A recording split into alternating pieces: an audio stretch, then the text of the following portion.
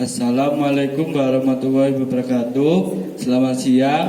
Perkenalkan, nama saya Dika Rifananda dari SMP Nurul Ihsan Ngadiluwe, Kabupaten Kediri, Provinsi Jawa Timur, akan menyanyikan lagu Tatu ciptaan Didi Kempot.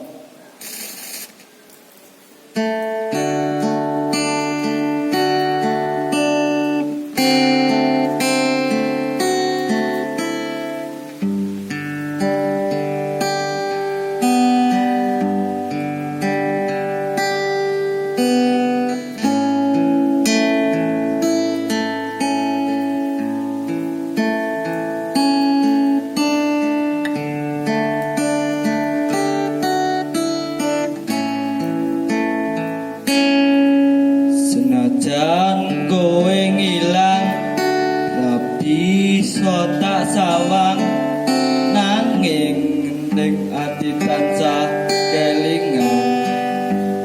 Manise janji, janjimu kuwi larani ati.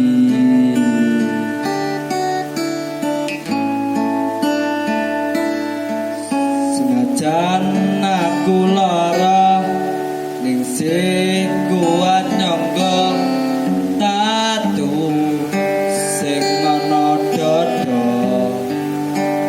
Beri rasane yen eling kowe angel tambane.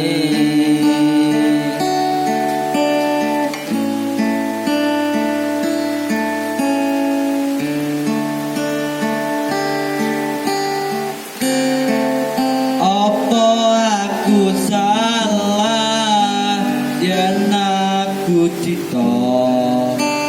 Apa anane wong sing ning sandingmu ben melu kumu? Piye tenane? Apa aku salah yen aku kodho? Apa anane jaritane tresno nalika biyen aku lan kowe?